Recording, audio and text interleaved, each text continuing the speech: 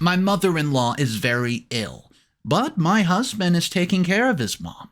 When the other siblings, his brothers, didn't care about the mom at all, they basically left her alone. So why is my mother-in-law talking so bad about my husband? I mean, she calls him useless, worthless. She tells him he's a waste of space. And, newsflash, he's the one looking after you, guys. I'm sick of it, so I'm gonna do this. Hey guys, my name's Irene. My mother-in-law, Aimee, she's 70. She's sick and is a fall risk. So my husband Michael and I moved in on the floor above hers to better keep an eye on her. But this has majorly backfired because Aimee doesn't particularly like Michael. Me and my husband met through mutual friends years ago and had been good friends. He even hooked me up with someone for a job. As soon as I started to get feelings for him and, well, he for me, after about 3 years of being friends, we decided to date. Michael is the youngest son and has 2 older brothers, Jacob and Vince. He's never been close to either of his brothers or his only surviving parent, his mom. He grew up in a family where his older brothers were always prioritized above him. So he always knew that he was going to leave his family behind, pursue his dreams of his own, and start his own family. He had been living his life on his own terms, and when I joined it, we were happy. I don't come from a big family myself. The last time I saw my father was freshman year of college at a Christmas party at my aunt's, and my mother passed away when I was a teenager, so we kind of shared that experience together, which brought us close. However, it all changed when we were engaged. He found out that his mother had been sick for months and often fell around the house. When he found out that both his brother, well, they claimed that they were busy with their kids and jobs, they can't move back to keep an eye on mom, Michael just felt obligated to do so. So, we decided to move back to his childhood house and move to the floor above his mother just to keep an eye on her. She even gave us steep rent. But Aimee did not like that. It had been Michael who came to take care of her. You know, especially because they had not had any kind of relationship for almost a decade. But unfortunately, Michael was her only son who stepped up, even though his feelings for her were mostly complicated. Instead of being grateful that at least Michael felt obligated to help, she was quite resentful towards him. She's always been ungrateful for Michael and my help. She was quite nasty towards us, lashing out for small things that weren't even in our control. She often acted like we were inconveniencing her with our presence, even when we had decided to have a court marriage so that it won't inconvenience Aimee. Michael acts like the mother's comments don't affect him. And I think he's telling the truth. I'm shocked at how calm he takes his mother cursing at him, even though he's just checking on her. It makes me think about the way that this woman must have treated him his whole childhood for him to no longer care what his mother says to him. Michael has never told me much about his childhood, mainly so I won't have a biased perspective of his mom. But I do have a biased perspective already. I mean, come on. Aimee's behavior towards my husband is deplorable. I remember that once Aimee had gotten really sick. So sick, in fact, that she had later to be hospitalized and even developed pneumonia. But all the while, we were taking care of her, and would not get her whatever she wanted. She would complain about it and wish that we would have to deal with it even worse when we were older. She wished us to die in even worse ways than what she was going through. That would teach us a lesson. See, there was a lot of such comments about us dying in horrible ways. Michael claimed that it was all Aimee's delusional ramblings, but I know better. Aimee is just a nasty woman. She's full of bitterness and actually despises her youngest son for some reason. And there have been multiple occasions where things like this have happened. And did either of her favorite sons visit her during this time? Heck no. They avoided their mother like the plague when she needed them. They only visit her when they know that she is not sick. I think they're scared to contract any illness that she may have or something. They only pretend like they care for their mom. I'm assuming that's because they want to be in the will when she dies, and that's it. And Aimee treats her elder sons pretty well. I mean, Jacob and Vince visit their mother once every year at most, without their wives or kids, and yet Aimee is okay with them and shows her thanks for them, well, for leaving their busy life just to make her feel good, as if we did not uproot our whole life to come live with her just because she was sick and a fall risk. The hypocrisy is real with this woman. But that has not stopped us from wanting to be parents, see. Michael and I have been married for a year by then, and we thought it would be perfect, though, time to start a family. We were making good money, and I was in a position where I could work from home for a few years if I needed to. And moreover, we also hoped that Aimee would get a little nicer once there was a kid around. So 8 months ago, I get pregnant. It was honestly a surprise to us because we had thought that the fertility treatment was not working for us. We were so happy when we found out that I was pregnant, but we were equally terrified to tell Aimee because we thought that she would likely ruin this happy moment for us. Because how dare we be happy when she is so miserable? So we waited for a few months to tell her, and she was honestly very nonchalant about it. But in the upcoming months, she began giving us her unsolicited advice, and began telling me that I would never be a good mom, at least not as good as her. She would tell me how she took care of 3 kids without anyone's help and how mothers these days are lazy and constantly need daycare and babysitters to do their job. Then she would go on a pretty misogynistic rant about how women these days used to work as an excuse to not do their true job, child rearing.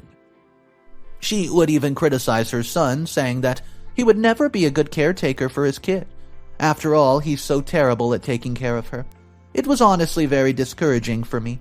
I could see that her comments were getting through to my husband. I'm sure that none of her other sons and daughter-in-laws ever got told the same thing she told us throughout my pregnancy. I just don't understand why this woman is so delusional. Clearly, her 2 favorite sons don't care about her health and well-being at all, and I genuinely think they only visit once a year to keep up pretenses, so they'll get an inheritance when she dies. And instead of treating the son that does care better, she pretends like she's doing him a favor by letting him help her or something. I'm actually so furious at her behavior towards Michael. He's actually such a good guy, and watching him be treated like trash, man, it makes my blood start to boil. I wonder if it's just her lashing out because she knows her favorite sons won't come and help her. I don't know, and she takes the anger out on us, maybe? Well, it seems like the most possible reason that I can possibly think of. You know, it's a bitterness that she has towards us, but it's very frustrating. Being on the side of her, taking her brunt. What should I do, guys? That's my question for you guys. I mean, I've never really discussed moving away from Aimee with my husband.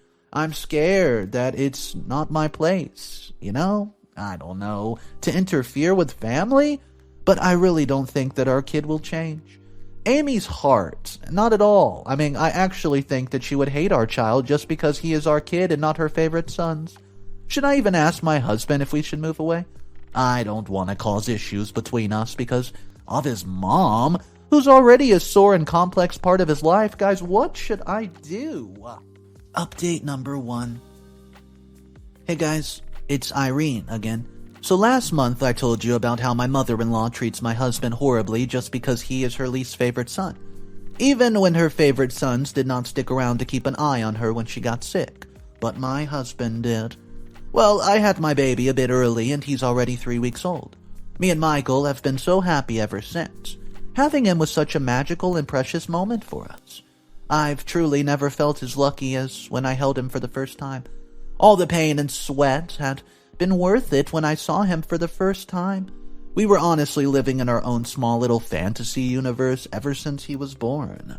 Completely happy until Aimee decided that it was enough, and doused our happiness by coming over to see how everything was faring. However, instead of her asking about her grandson and his health, or even my health, her first concern had been the condition of the home. She had immediately criticized me for being a bad wife because I can't keep my house clean. She then went on to tell me about how she was expected to keep her house clean even the day after she gave birth. How every relative in the family would come over and she was expected to take care of the kids while also making sure everybody was comfortable. But I couldn't even keep the house clean, let alone entertain relatives. She then began commenting on how Michael is completely useless. He could have kept the house clean if I wasn't doing it. Michael just claimed that he was trying to bond with his son. But Aimee claimed that it was the mother's job to bond with the kid. All he had to do was earn money. It was shocking seeing her be so negative even after such a joyous event, guys. And the thing is that Michael has been taking care of the house. He was working while also keeping the house clean. She was over-exaggerating at how dirty our house was. There were just a few boxes left around of takeout food. And Michael was in the middle of ironing clothes. That's why there were clothes laying about. That's it. Don't get me started on how she called my baby ugly.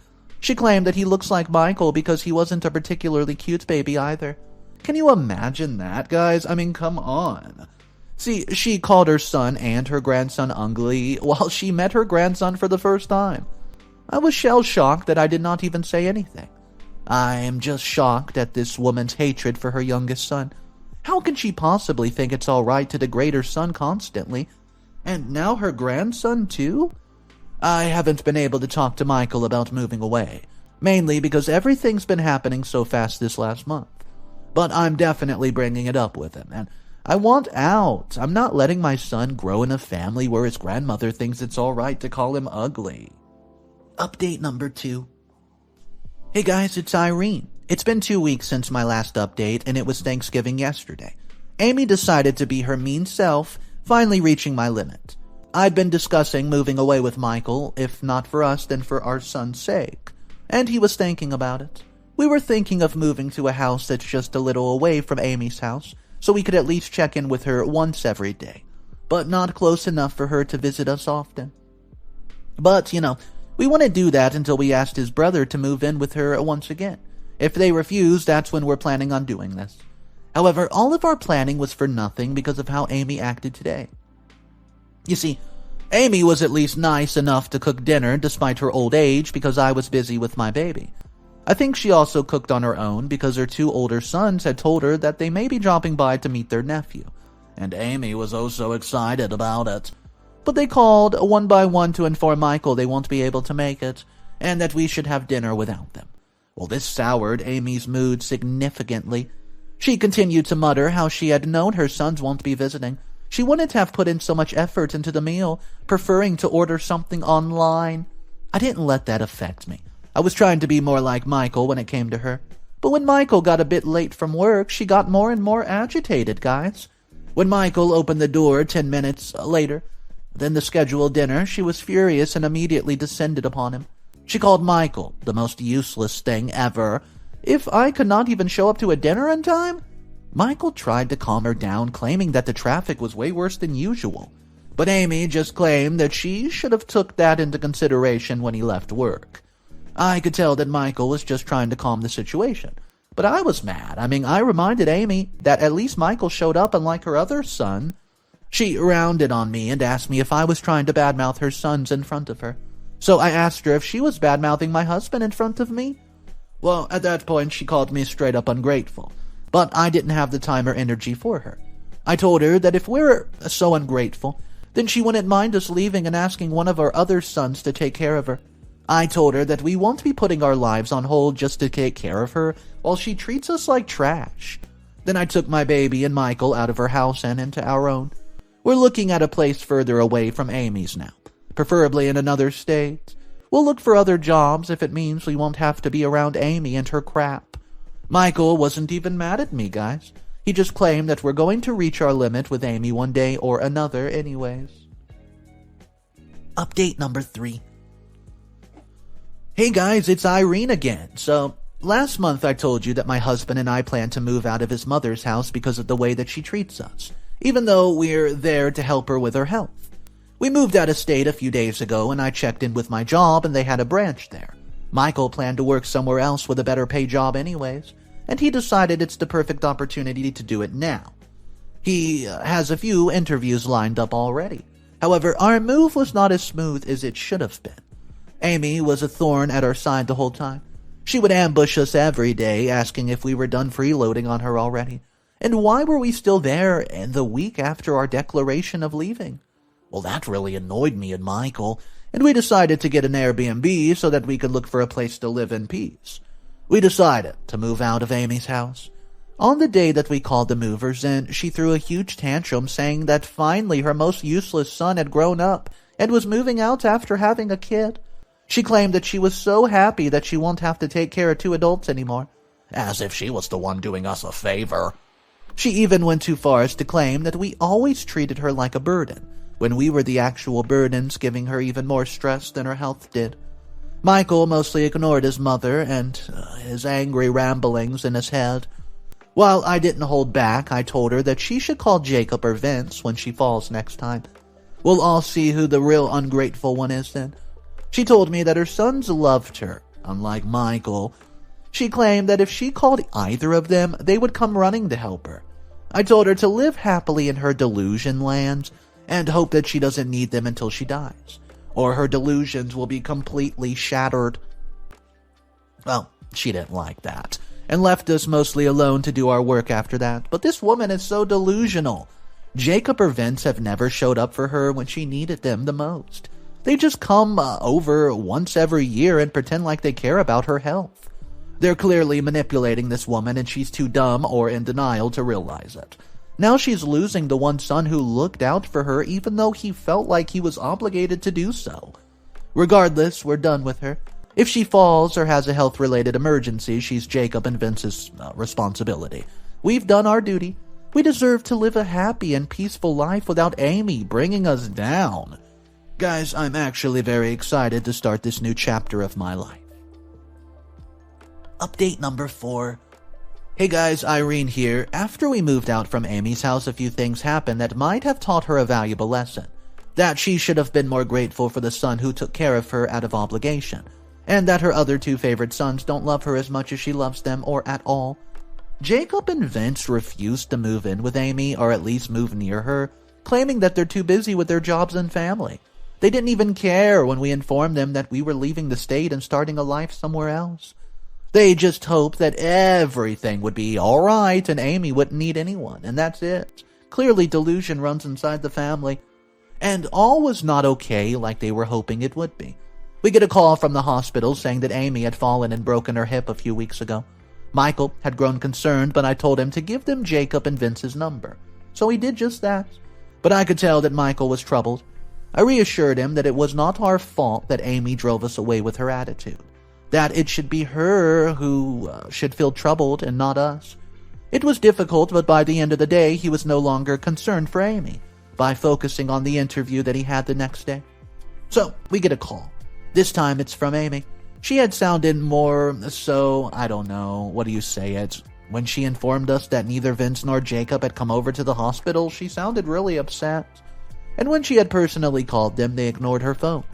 That's why she was finally contacting us after realizing the truth about Jacob and Vince. Aimee took a deep breath. I could even hear that from the speaker and apologized for her behavior towards Michael. She claimed that she had been blinded by Jacob and Vince because they had always been so close, and she had never been particularly close to Michael. She had hoped that the same bond would carry on until her death, but clearly that was not the case, especially for her 2 sons. Michael has seen what it's like living away from his mother now. We don't want to even be in her presence anymore. Our priorities have changed ever since our kid arrived. If she had not disrespected us before, maybe she would still be one of our priorities, but she did again and again. So we told her we can't forgive her for her behavior.